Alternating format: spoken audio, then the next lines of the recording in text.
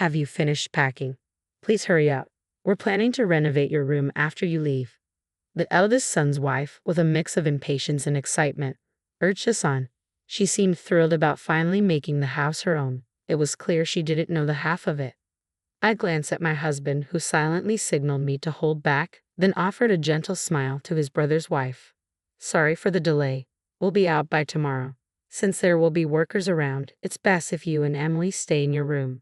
We're leaving behind the shared furniture and appliances. Our things are mostly just bedding and a few dressers. It shouldn't take more than 30 minutes to move everything out. The next day, the farewell was quicker than I expected. Well, we're off then. Yeah, see you. Take care, they replied without much thought or emotion. There were no apologies or thanks, no proper send-off. The eldest son and his wife simply lounged in the living room, barely acknowledging our departure. With their indifference, there was no need for us to be overly courteous either. As we silently climbed into the taxi, I couldn't help but worry about the cat we were leaving behind. Would Emily care for it properly? Would she give it the love and attention it needed? Watching our home fade into the distance through the taxi window, I suddenly had a thought. I pulled out my phone and made a call. In hindsight, this might have been my sixth call. My name is Karen. I'm 64 years old, and my husband John is a year older than me. We've been happily married for 35 years with no major conflicts. John worked for a multinational company and was usually very busy, but he always made time for the family. This year, John retired, and I was looking forward to spending more quality time together. However, it seemed I was the only one excited about his retirement. Our eldest son Robert and his wife Emily had shown dissatisfaction. They had been living with us for about a year, ever since their marriage. Emily had requested to stay with us because of the convenience of our home being close to the station for commuting and shopping. We wanted to give the newlyweds space, but were ultimately persuaded to let them stay. I never imagined it would lead to this. 2 months after John retired, I returned from shopping to hear John's angry voice from the living room. He was scolding Robert, who was slouched on the sofa. It was rare for my usually calm husband to be so furious. What's going on? I asked. John sighed deeply. Robert was rummaging through my bag and took money from my wallet. What? I was stunned. He's been short on cash after losing big at the Kentucky Derby recently. John grabbed a few bills from Robert's hand. It was definitely John's wallet, one I had given him for our 25th wedding anniversary. The presence of the wallet and the money in Robert's hand was undeniable proof. Robert, I thought you quit gambling. You promised never to do it again after that big loss. Why? Robert didn't reply. He continued watching TV, indifferent to the reprimand. He often ignored conversations that didn't interest him or involve criticism, and it seemed he truly wasn't listening. Despite my pleas, he remained unresponsive. I suspected the reason for his return to gambling was Emily. Robert had never been interested in gambling before. He was an honest office worker, never involved in criminal activities like stealing or shoplifting. So what had drastically changed him? I would undoubtedly say that meeting Emily had a significant impact on Robert. Emily was lively and energetic, and when they were introduced, I hoped she would bring out the best in my introverted son. However, I was unaware of her true nature at that time. I didn't realize she was an avid gambler with a reckless approach to money. Your mother is speaking to you. How about acknowledging her instead of just sitting there? John's frustration was palpable as he turned off the TV. Finally, Robert spoke up. Shut up. I gave it back, so stop whining. Why are you making such a fuss over a couple of bills? I was shocked at his dismissive attitude and the small amount of cash he had taken. Dad, you've really fallen, haven't you? Well, I retired, so that's to be expected, Robert retorted dismissively. Pathetic. With that, he walked out of the living room. I tried to stop him, but John held me back.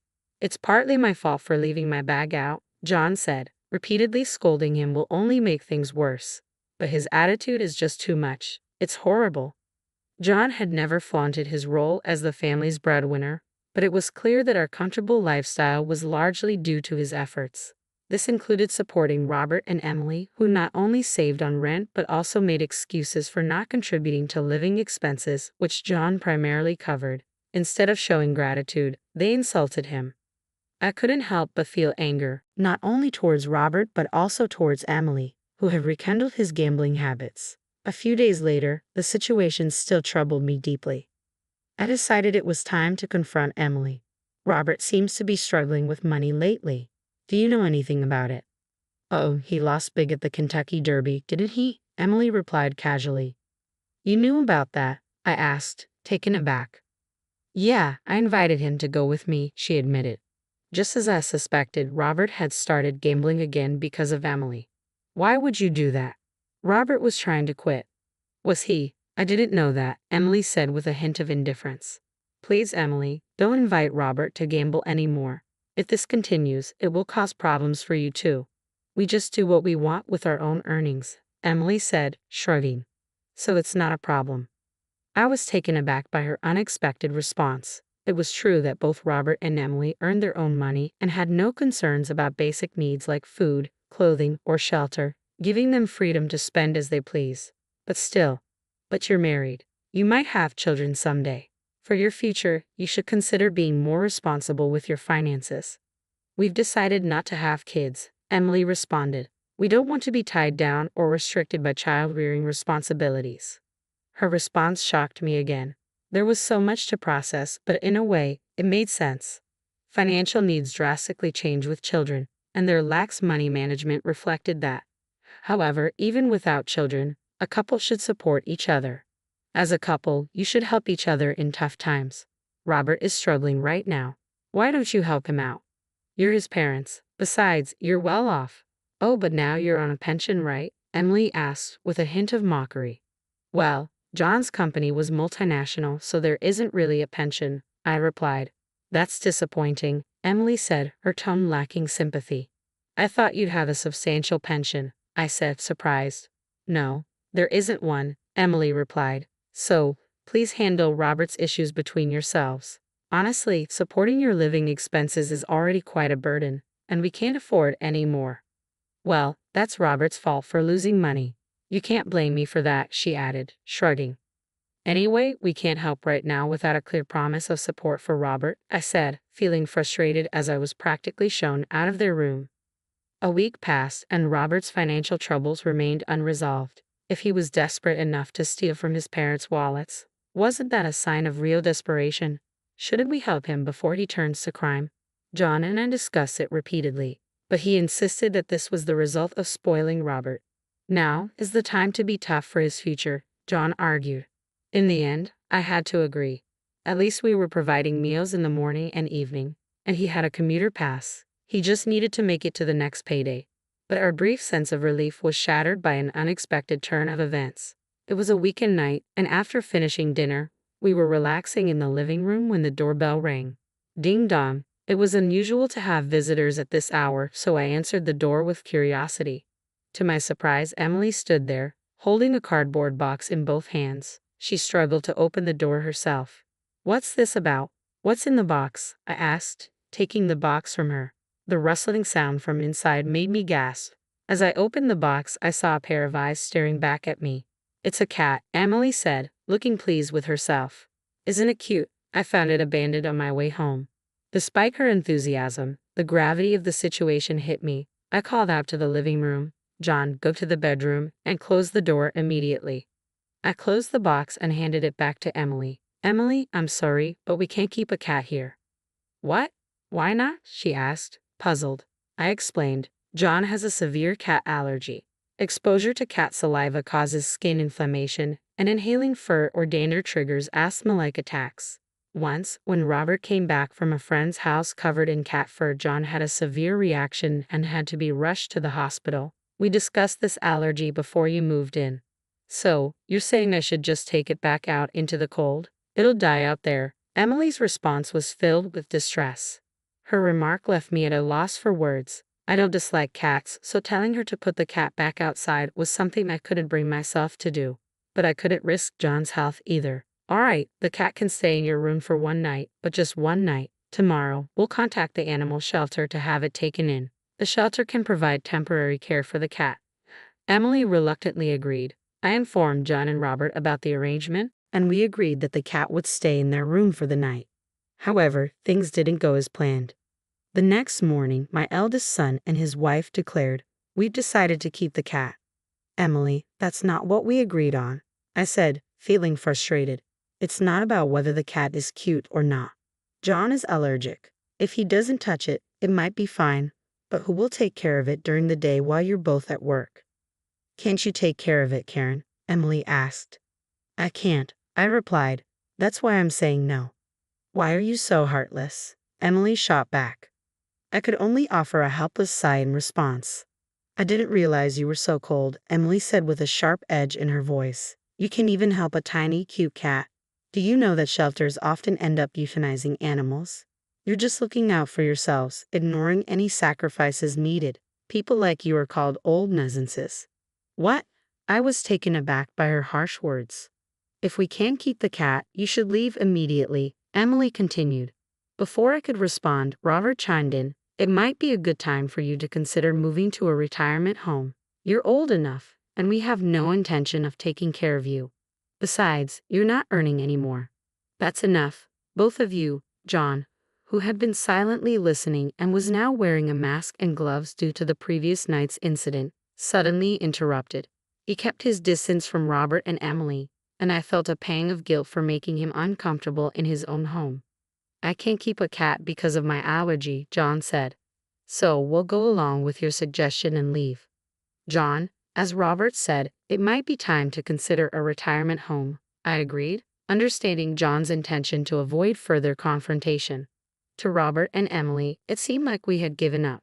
Their attitude shifted to one of triumph. Don't worry about the house, Robert said. We'll take good care of it, but keep all the utilities and ownership in your name. It's too much hassle to change everything. Retirement homes are expensive, Emily added. You'll need to manage that yourself. We're not helping with that. Their relief and joy at our compliance were evident. It felt like this had been Emily's plan all along, using the cat as a scheme to force us out. Over the next week, it became clear that their true nature had been revealed. As I prepared for the move, taking care of John's needs and managing the packing, Robert and Emily continued to make snide remarks. They kept the cat in their room, aware that it would be problematic if John fell ill before we left. Have you finished packing? Please hurry up. We're planning to renovate your room after you leave, Emily urged, her tone brimming with impatience. She seemed ecstatic about finally making the house her own.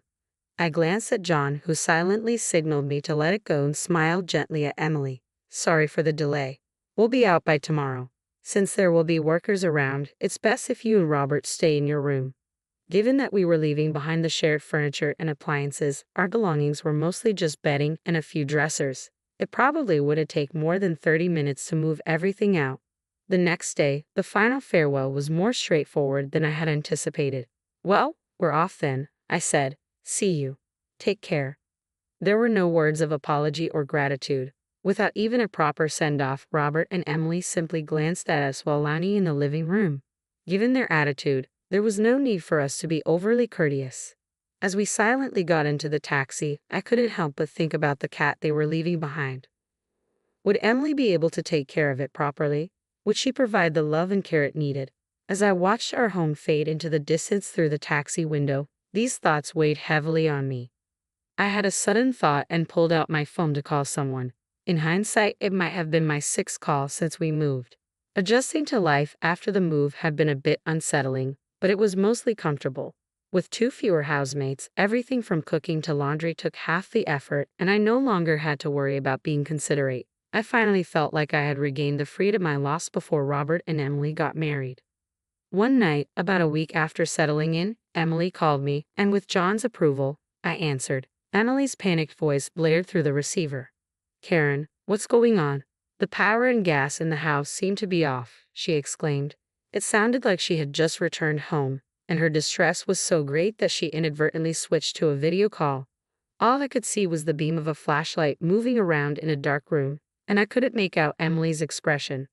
Well, I canceled the services, so it's no wonder they're off, I replied. What? What do you mean you canceled?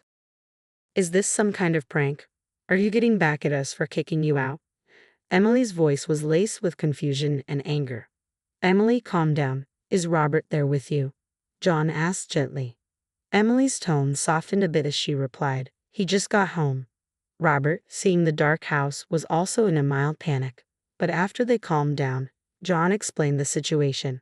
The house has been sold. The buyer has been found, and the handover date is approaching, so we canceled all the utilities. We were told about this. Emily interjected, her indignation clear. How could you make such arrangements without informing us?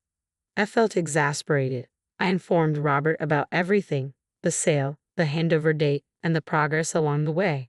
Clearly, Robert hadn't communicated any of this to you, or perhaps he didn't even remember hearing it. Given all the meetings with real estate agents and potential buyers over the past few months, the house had been quite busy. Robert and Emily were rarely home during the day, so they must have missed all the notifications. They had plenty of chances to notice, but they missed them all. I assumed you would move out right after us. Hadn't you started packing? I asked. I asked innocently, and immediately Robert and Emily began arguing. It's your fault. I didn't know. I was deceived. Watching them bicker in the dark, illuminated only by a flashlight, was oddly amusing. But once their arguments subsided, they directed their anger back at us. Even so, moving forward without your housemate's consent is too much, Emily said, her frustration evident. I don't remember agreeing to this. Oh, but I did get a response from you, I replied. I asked if it was okay to sell the house, and you said yeah, sure. Robert's response had been half-hearted, delivered while he was engrossed in watching TV, but it was still an answer. It's his fault for not paying attention, I added. Robert, momentarily speechless, then shouted defiantly, fine. What should we do now? What do you mean, what should we do? Where are we supposed to live now?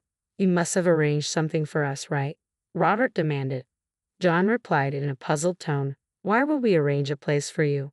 We've already sold the house. You were planning to move out anyway, so we're not to blame. And since you decided to sell the house, you should consider the impact on us. Well, rental properties usually pay relocation fees, Robert argued, so give us some money. You made a lot from the sale, didn't you? A rental house, I retorted. In that case, before paying any relocation fees, you should cover the rent for the time you stayed in the house and the living expenses we've covered for you. Adding it all up, it comes to about $10,000.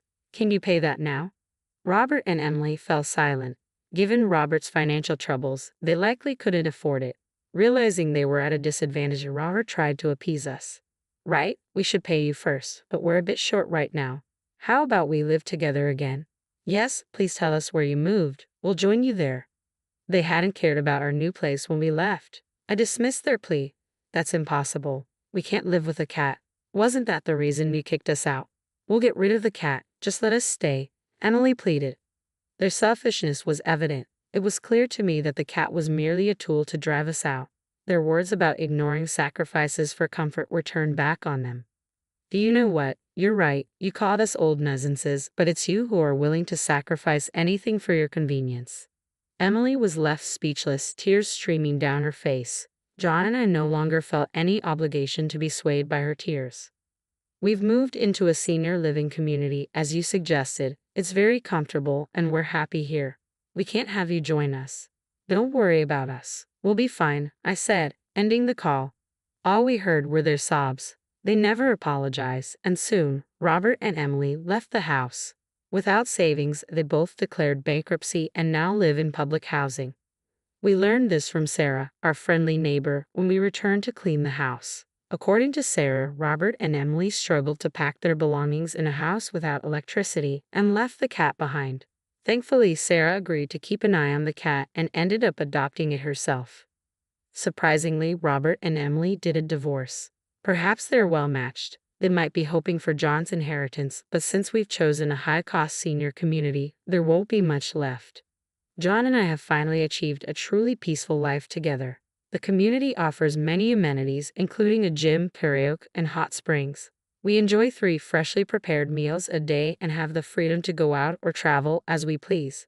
Best of all, we've made many new friends here. We plan to savor this new phase of our lives, cherishing our time and new friendships.